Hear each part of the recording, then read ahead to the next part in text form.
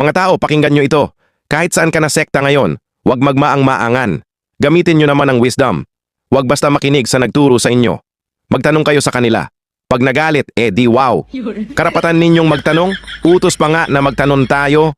Hagay 2:11. Ngayon, ito tandaan nyo, wala pang iglesia na itinayo sa bansang hentil. Sa ngay meron branch sa English, kayo namang mga mangangaral kuno. Huwag kayo mandadaya.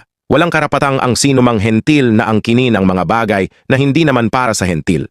Bukod pa hindi pa rin naitayo yung iglesia na sinabi ni Jesus Christ sa Mateo 16:18, Acts 15:16. Sa pagparito pa ni Jesus, hindi ngayon, nakupo ang hina naman ng pangunawa ninyo, brother. Ito pa, ang malinaw, tayong mga hentil, eksaktong lahat na tao na hindi Hudyo, ay walang mag-aangkin ng iglesia. Ang kapal talaga ng apog ninyo po, tayong lahat ay naitapal lamang sa iglesia, tapos angkinin nyo na kayo yon. Kapal talaga di na pag-unawa. Basa, Romans 11 verses 16 to 24, 16. At kung ang pangunahing bunga ay banal, ay gayon din ang lahat. At kung ang ugat ay banal, ay gayon din ang mga sanga. Adala 17. Datapuwat kung ang ilang mga sangay nangabali, at ikaw na isang olibong ligaw ay isinanib ka sa kanila, at ikaw ay naging kabahagi nila sa ugat ng katabaan ng punong olibo. 18. Huwag kang magpalalo sa mga sanga.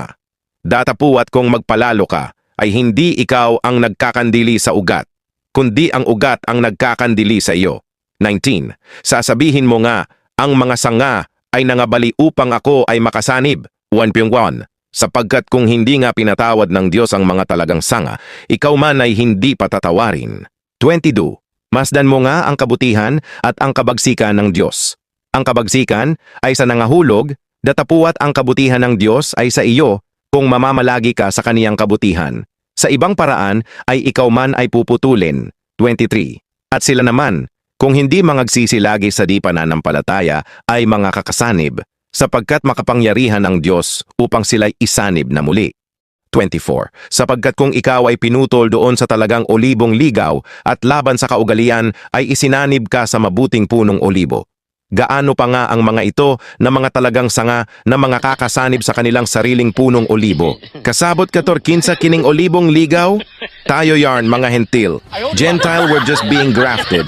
You are crossing the line.